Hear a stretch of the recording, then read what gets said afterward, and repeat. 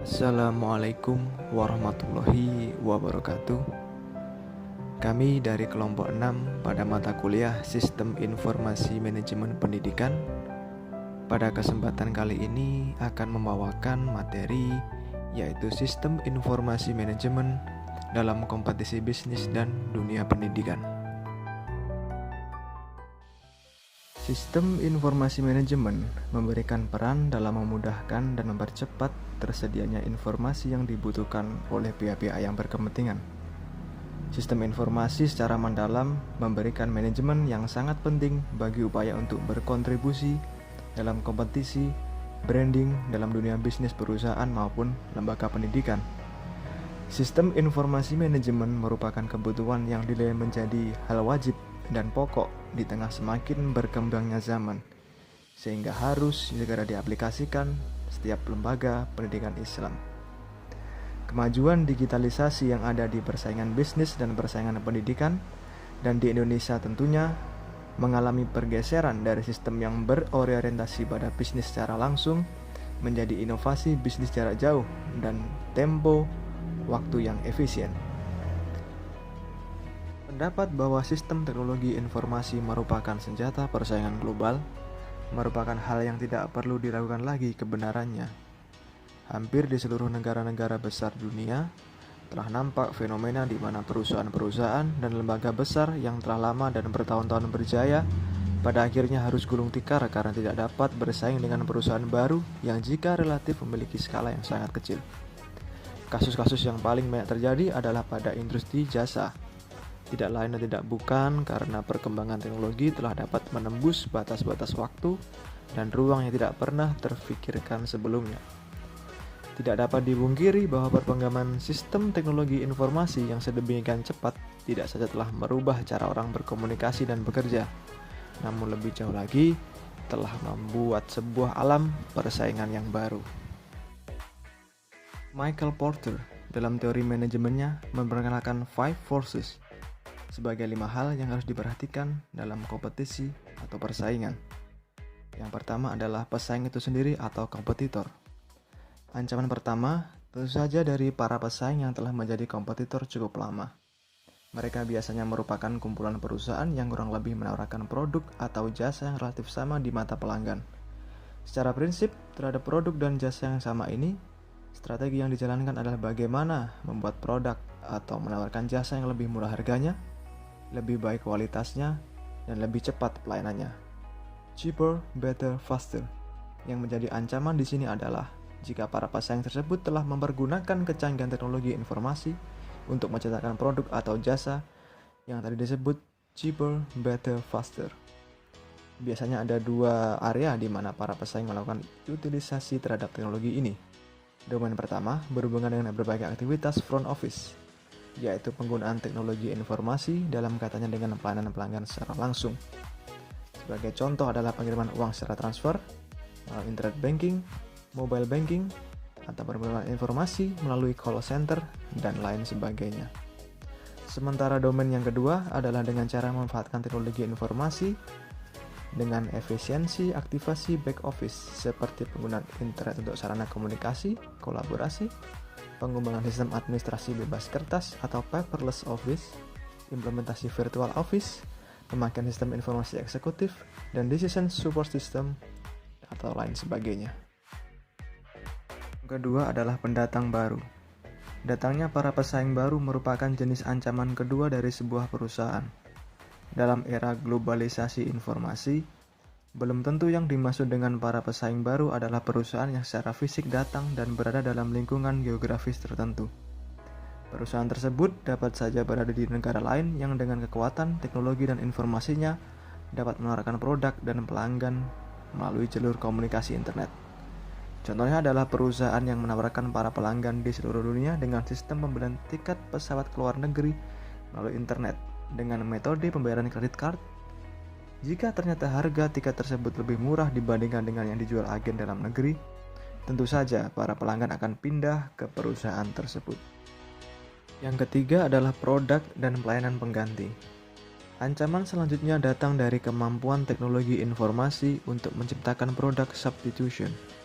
Contoh yang sedang populer saat ini adalah pemakaian internet phone yang menawarkan pelanggan untuk mengadakan pembicaraan interlokal maupun internasional tanpa biaya pulsa. 4 adalah supplier. Jika para supplier ini memutuskan hubungan dengan perusahaan, jelas perusahaan tersebut akan gulung tikar karena tidak dapat menghasilkan produk atau jasanya. Bagi para supplier, berlaku hukum yang sederhana yaitu business is business. Jika para supplier tersebut melihat bahwa terdapat rekan lain yang jauh lebih menguntungkan, terlepas dari aspek hukum dan etika yang berlaku, tentu saja mereka akan berusaha menjalin hubungan dengan perusahaan tersebut. Yang kelima adalah pelanggan. Berbeda dengan tempo dahulu, saat ini pelanggan memiliki kekuatan yang jauh lebih besar dalam menentukan produk-produk mana yang akan dipilih. Terhadap keadaan ini, perusahaan harus benar-benar berusaha untuk memenangkan hati pelanggan melalui berbagai strategi. Pengembangan teknologi informasi yang hampir memasuki seluruh aspek kehidupan manusia secara tidak langsung akan merubah perilaku pelanggan dalam membandingkan produk-produk dan jasa di masa mendatang. Selain syarat cheaper, better, faster yang diinginkan. Pada dasarnya, ada 3 macam strategi bersaing yang dapat dilakukan oleh suatu perusahaan atau lembaga pendidikan. Yaitu yang pertama adalah cost leadership. Agar suatu perusahaan lebih unggul dari para pesaingnya, perusahaan harus mampu memproduksi barang atau jasa sejenis seperti yang diproduksi oleh para pesaingnya dengan biaya yang lebih murah. Agar perusahaan mampu menghasilkan barang atau jasa dengan biaya yang termurah, maka perusahaan tersebut harus bekerja secara optimal. Perusahaan dikatakan bekerja secara optimal apabila mempunyai sumber daya yang tepat, diterapkan pada sasaran yang tepat, dalam jumlah yang tepat, dan pada waktu yang tepat.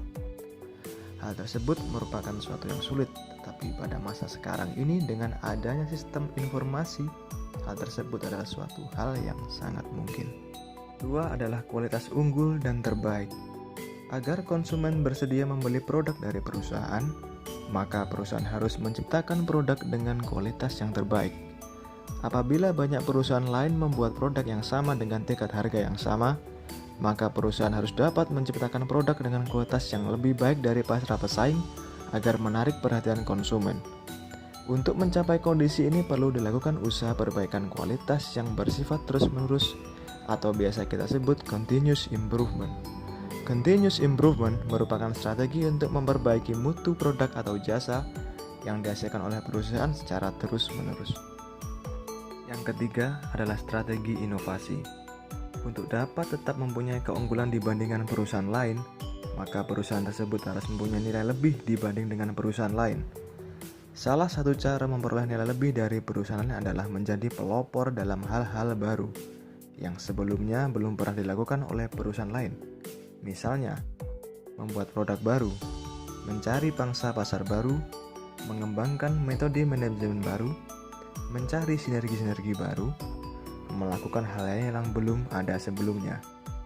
Adanya sistem informasi yang canggih akan membuka pintu bagi manajemen untuk berinovasi seluas-luasnya dalam menciptakan berbagai macam strategi untuk membangun keunggulan daya saing perusahaan.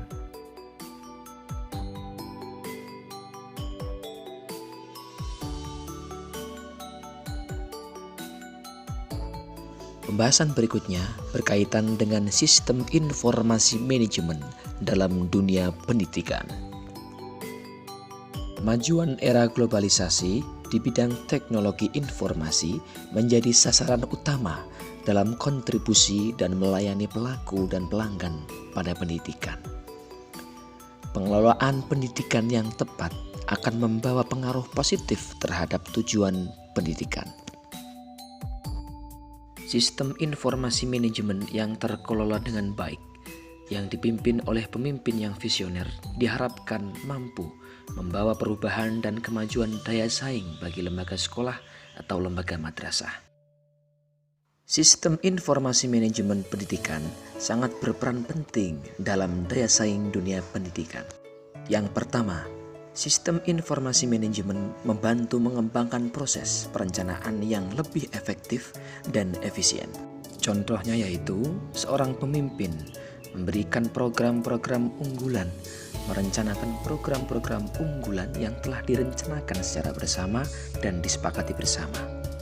Misalkan program penggerak Merdeka Belajar yang saat ini disiapkan dan ditawarkan oleh pemerintah, yaitu optimalisasi pembelajaran berbasis kurikulum Merdeka Belajar untuk guru dan juga peserta didik.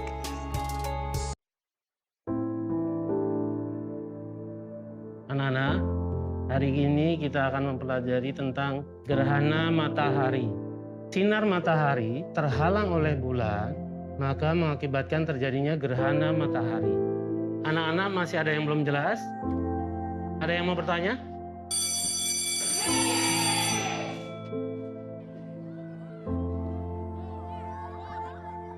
Bagaimana ya supaya murid-murid lebih bersemangat menerima pelajaran?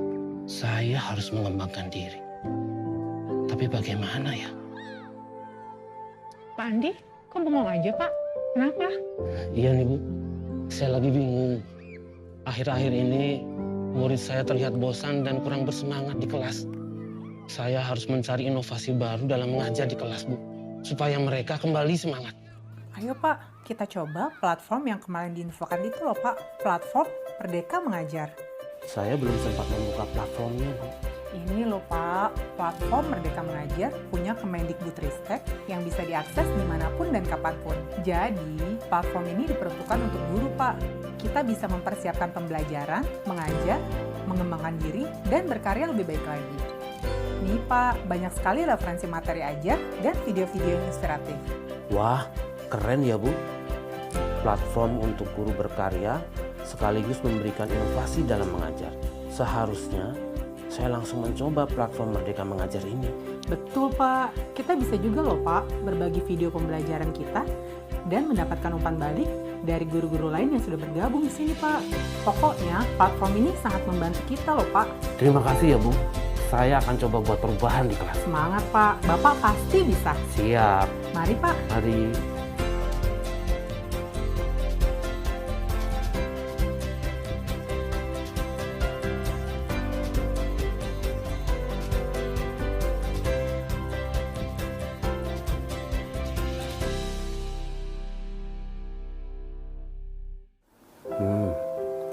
Saya harus lebih kreatif. Untuk pelajaran besok, saya coba buat alat peraga.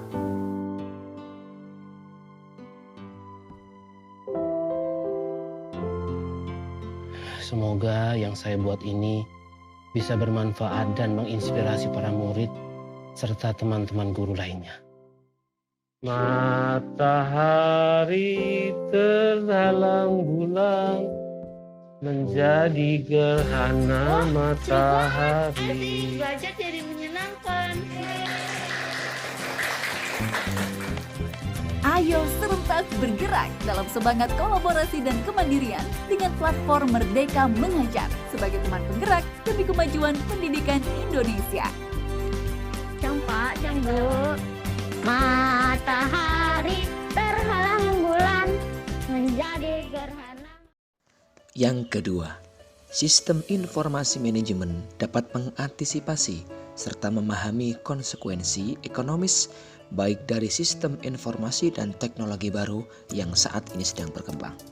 Salah satu program inovasi dari pemerintah yang disiapkan untuk lembaga sekolah yaitu pengembangan IT, pengembangan layanan pendidikan pada dunia informatika, yaitu e-learning, e-library, dan aplikasi lain yang mendukung dalam melancarkan kegiatan pembelajaran peserta didik di lembaga sekolah. Yang ketiga, sekolah dapat menggunakan sistem informasi untuk dapat mengelola data transaksi, mengurangi biaya, dan memberikan pendapatan sebagai suatu produk layanan. Misalkan, sekolah menggunakan aplikasi Smart School dan layanan pembiayaan lain yang memudahkan bagi peserta didik untuk transaksi pembayaran di lembaga sekolah. Sistem informasi manajemen pendidikan diharapkan mampu mengoptimalisasikan program-program unggulan sekolah terhadap pelanggan sekolah dan mampu mencapai daya saing yang baik atau mutu kualitas lembaga yang baik.